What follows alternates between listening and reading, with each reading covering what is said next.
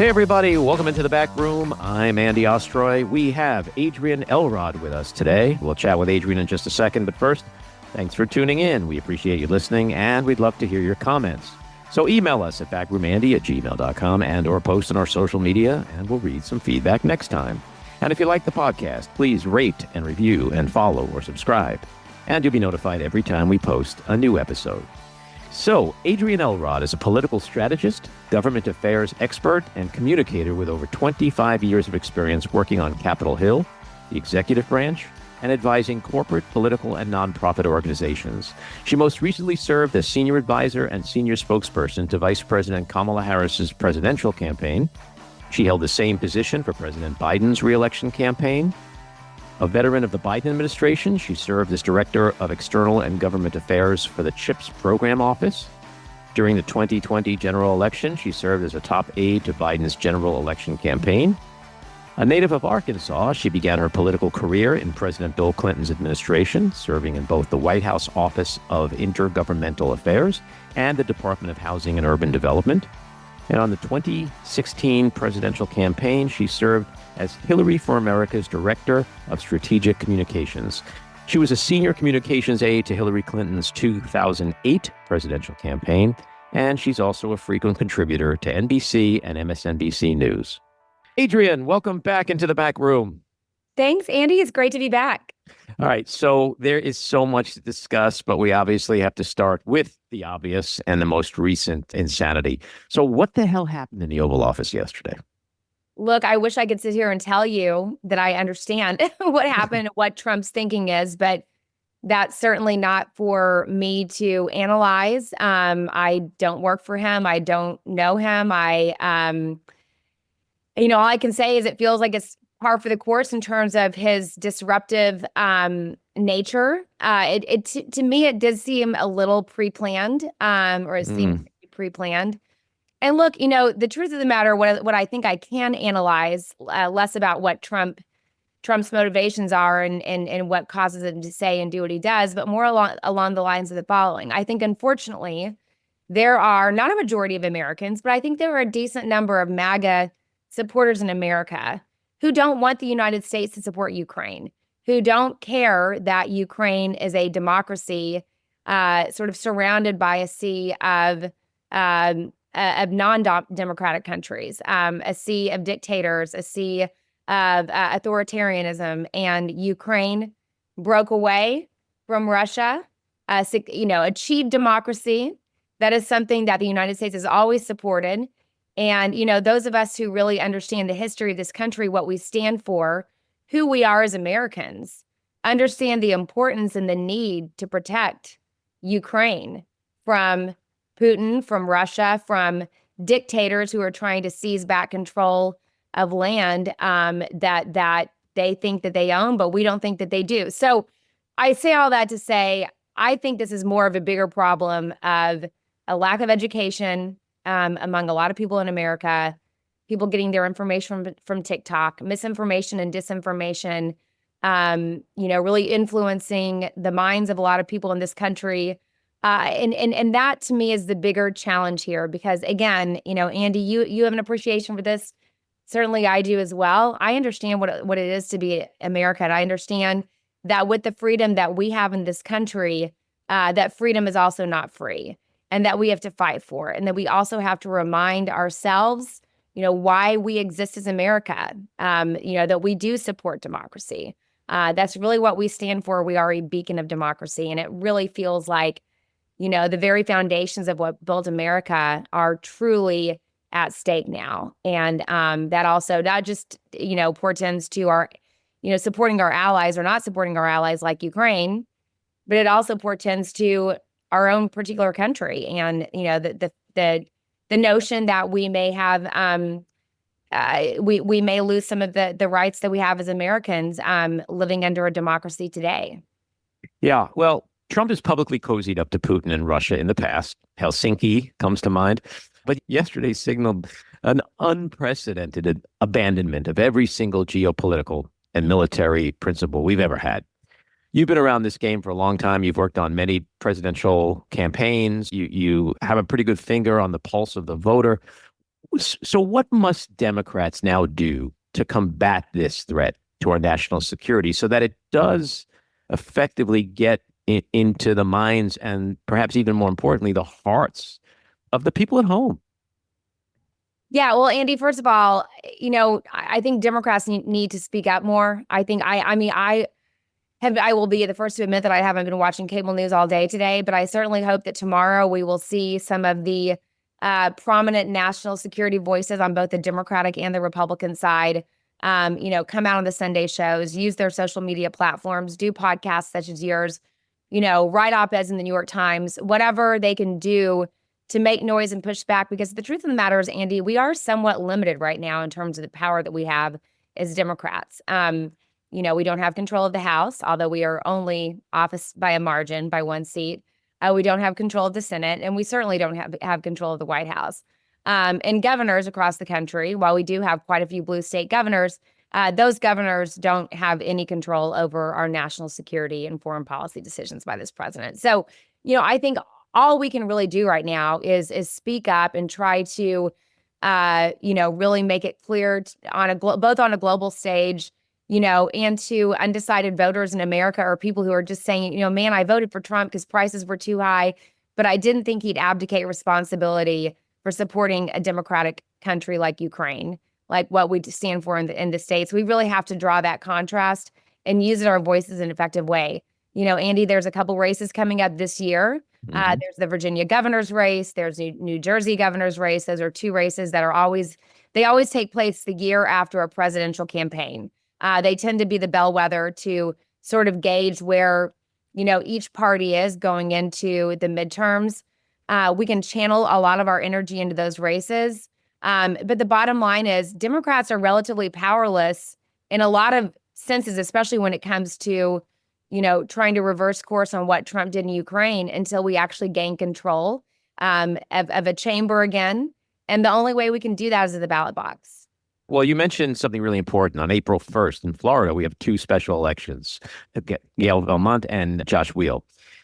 That could flip the House if we win, or at least put it in a tie. I don't want to speak out of line here. I don't get the sense that those are competitive races, but I could be wrong. Well, I would agree with you, but it's interesting when you think about the first month of Trump 2.0, you see what's taking place at the town halls, you see how voters are flooding the congressional phone lines, the spending cuts, the firings, Trump voters that are getting fired.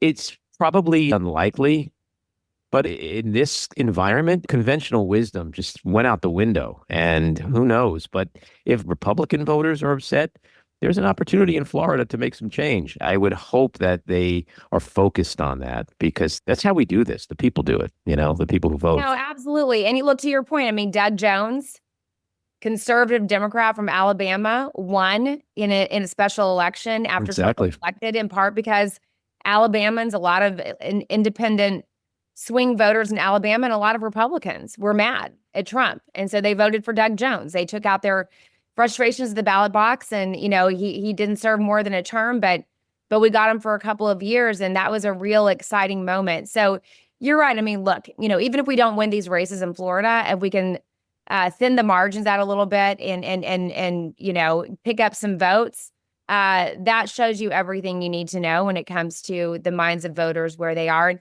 And look, to your point, I mean, a lot of these DOGE layoffs that are happening, from Elon Musk, I mean, they're not just happening in Washington, D.C.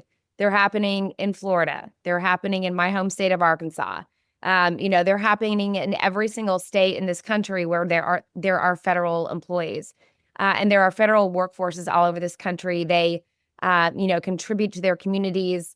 They provide, very important services, whether it's, healthcare services, education services, life-saving research. There's so much work that these federal employees do. And to lose such a significant number of people from a workforce because Elon Musk is just going in and hastily making cuts that are dangerous, that are certainly going to impact our national and economic security. People in communities, not just here in Washington, D.C., where I am, but people in communities are going to feel it. Yeah. Well, look, if there are people listening to this podcast and they're in Florida District 1, Valamont, you can vote for her. If you're in District 6, Josh Wheel, you can vote for him. Um, Speaker Mike Johnson told CNN's Caitlin Collins Wednesday night that the angry town hall attendees were just, quote, paid protesters, paid Democrats. Can there be anything more self-destructive for a party than to tell its angry constituents that they're not real? No, this is my first reaction to that was this is a tale as old as time, a page out of the old MAGA playbook where when the voters are speaking up and you don't like what they're saying and they're coming to town halls and they're expressing their frustrations with their member because they don't like these budget cuts, they don't like these cuts to the federal workforce. They don't like a lot of what they're seeing out of this administration. They automatically say, oh, these are paid people from Democrats and George Soros and, all these left-wing groups. I got to tell you, I was part of, I've obviously worked for a lot of organizations in between working on campaigns that are, were part of the quote unquote resistance during the first, Trump 1.0, which we don't really have. It's certainly a different calibration this time around in terms of how we're, pushing back against his policies. But the bottom line is this. I remember when there were some organized paid protests. A lot of it happened organically. But yes, there were some people who were not necessarily paid to go protest, but were there were organizations that were paid to get people to show up at some of these events. That is not happening this time around. It is not. I wish we had a little bit more pushback from our side, but this is happening organically. These people are frustrated. They're not happy with what they're seeing. Again, when you look at some of the people, Trump won by no matter what he says, he won decisively, but it was still a small margin in the grand scheme of things.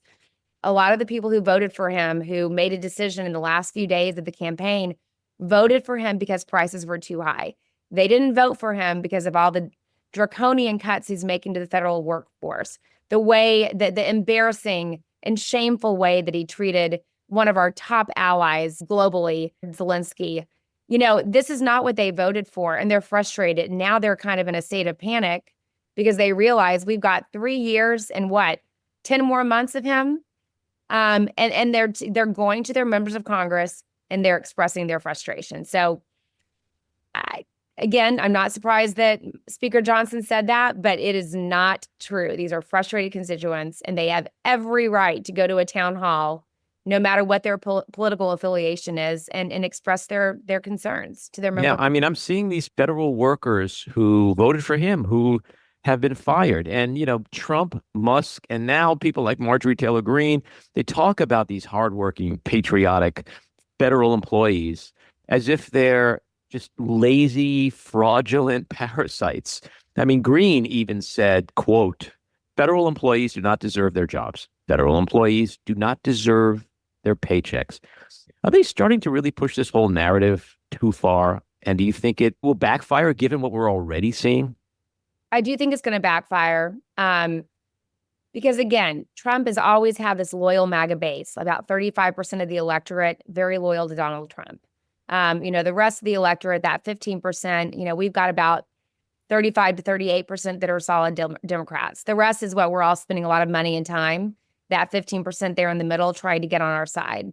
And it was a very close election. So, yes, while he may have some stalwart MAGA people who are not going anywhere, there are a lot of people who voted for him who are frustrated. And I do think this will backfire. Now, speaking of some of the MAGA crowd, people who are part of the MAGA movement are generally speaking folks living their everyday lives in America. A lot of them have jobs that either are federal jobs or are largely supported by federal funding or grants.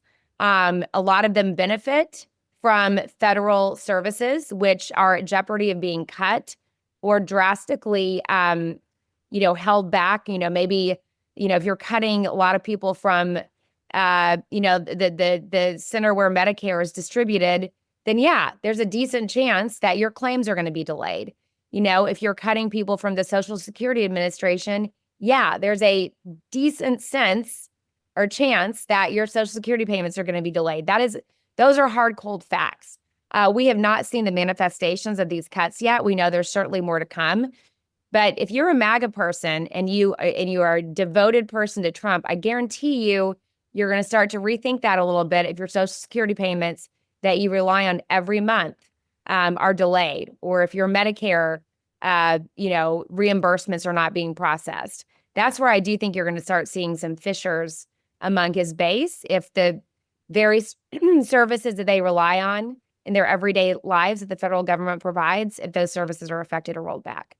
Yeah, look, what we're dealing with right now is the cost of groceries are going up. Consumer confidence is tanking. The stock market's been tanking. Trump's approval rating's been tanking. Courts are ruling against him. Angry Republicans, as we discussed, have been flooding town halls and congressional phone lines. Trumpers are starting to have buyer's remorse. There's infighting and friction between the cabinet and Musk.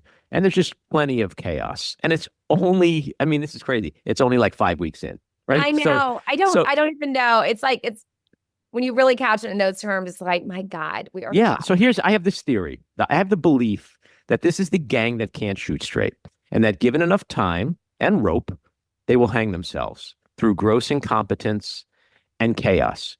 And that's what may ultimately save us. Now, here's your chance to slap me and say, you're just a naive libtard. No, listen, I like the optimistic view. And by the way, I have a relatively optimistic view too. I still have the utmost faith in the American people and the utmost faith in our country and what we stand for. And I do believe that good always prevails over bad. Good prevails over evil. I have a very optimistic view here. And look, people can bitch and moan about government all they want. And I'll be the first to tell you, I get annoyed at being at the DMV sometimes. I get annoyed that, I pull in front of, Whole Foods to run in and grab something and I have a parking ticket, within 5 minutes of being inside. Like, I get frustrated with the government too, but people get frustrated with government until they realize how much it does for them when that's taken away. Mm-hmm. I think that's what you're going to start to see here. Look, again, these USAID cuts, I don't think necessarily a lot of people in the country are feeling those. Yes, there are parts of USAID that do help the American people, but a lot of those, that department funds soft power. So it helps, global diplomacy. It helps us, kind of keep our balance on the national stage. And while I certainly think it's a shame and it's terrible that all those USAID cuts have been put into effect, it is certainly not something that people are going to feel here domestically. But if he goes in, if he actually does get rid of the Department of Education, if he starts making budget cuts to HHS, again, then we start getting into really dangerous territory. When your Social Security, going back to your Social Security, Medicare, he's talked a lot about Medicaid cuts, how that's going to affect especially rural parts of red states and rural parts of blue states. People are going to feel those cuts. They're going to be mad. And this cavalier attitude that Elon Musk has at the cabinet meeting, I assume you probably saw his it's one of my questions for you. What did you think? Well, he said sometimes we're going to make mistakes. Like, he said something about eliminating the Ebola, task force, and that they immediately reinstate it. But which they didn't. But like, that's not how you handle these things. I mean, mm-hmm.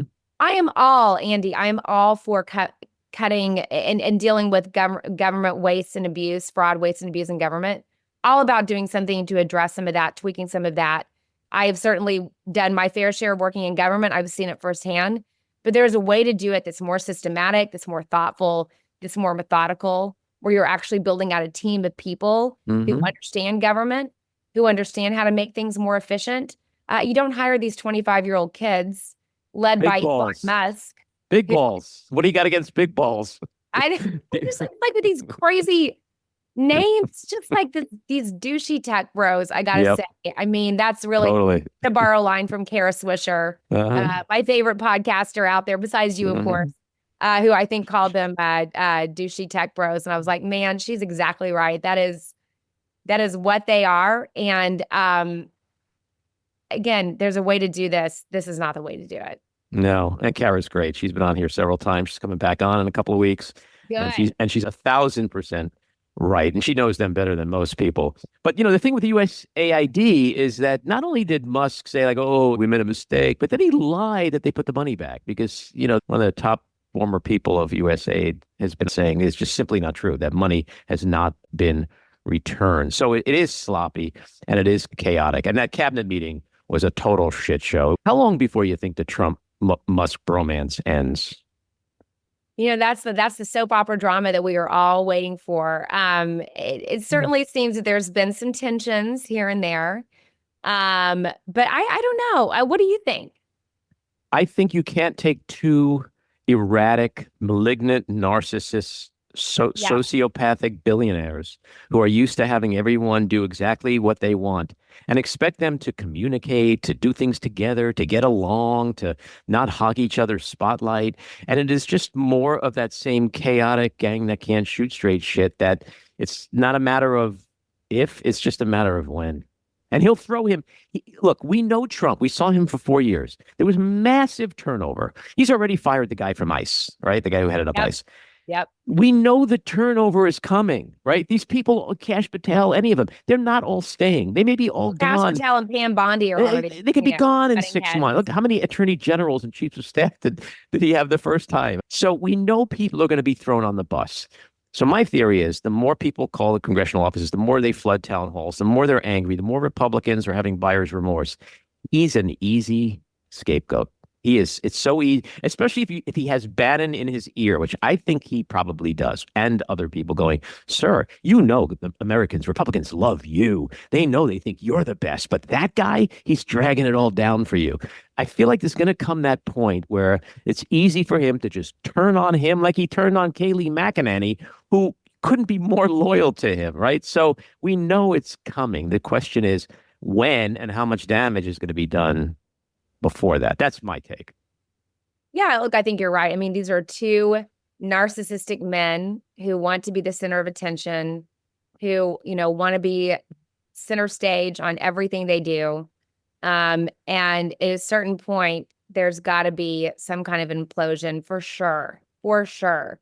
I mean, I actually thought this was going to happen even before the inauguration, because it felt like we were talking way more about Elon Musk than we were Donald Trump.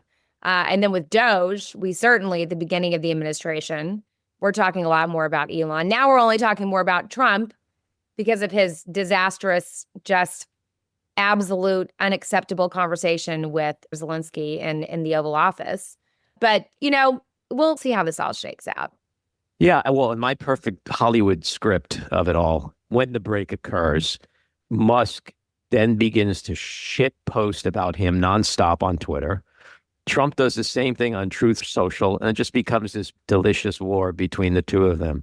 So my last question to you is, we have about 60 or more lawsuits already filed against the Trump administration. There's been major victories so far. Last week, in one 90-minute period, on Tuesday, I believe, there were 3 major losses that Trump suffered. The judicial system is working overtime, and at least on the district and appellate level, it's holding. Do you think it can continue to hold? I think that's the big question. First of all, I've been so grateful for some of these federal judges who, by the way, some of whom were appointed by Trump, who have been holding the line, who have been upholding the Constitution. But sure, while we saw some victories last week, here's what kind of worries me. In the same vein, some of the federal judges who made initial stays on a number of lawsuits are now starting to just kind of let those go. I think the real question, let them move forward. I think the real question is, how many things actually reach the Supreme Court, and what does the Supreme Court do? But the bottom line is, look, I have faith in the federal court system and the district courts as well until I don't. And I've been pleasantly surprised by a number of the judges, regardless of who appointed them, how they've upheld the Constitution. I want to see more of it. Because that's all we've got. And, one of the things that I think will be one of the longest lasting legacies of President Biden's tenure is the number of federal judges that he appointed. And those federal judges, I hope and pray, are now going to be the ones who, uphold the pillars of our democracy and our Constitution and save us from living under tyranny. So I've been pleasantly surprised. There have been some disappointments. But I think at the end of the day, thank God for the courts, thank God for the lawyers, thank God for, checks and balances. While it doesn't always feel like we have checks and balances because of the way Congress just sort of, the Republicans in Congress just excuse everything Trump does. We have to remind ourselves that we actually do. And the way that we're going to get more of a balance of power back to your listeners is exactly what you said earlier about those, showing up for special elections, certainly showing up for the midterms. We don't have to march in the streets every weekend like we did back in 17 and 18, but we do need to if we're going to take democracy back, we have to do it ourselves. And we cannot sit back and just be frustrated. We got to actually take action. And I think you're going to start seeing more and more people do that, especially when we've got some really big moments to rally around. Amen. Adrienne, thanks for coming on. Do come back soon. Thank you, Andy. I appreciate it. All right. Take care. This episode of The Back Room was edited and produced by me, Andy Ostroy. It was co-edited and co-produced by Maddie Rosenberg and co-produced by Jen Hammoud. Our theme song was composed by Andrew Hollander, and our logo was designed by Cricket Langell. And special thanks to Patricia Wind. Please take a moment to rate and review the podcast, and also follow or subscribe. Until next time, keep your eyes on Washington, Hollywood, and your own backyards, and have a great week.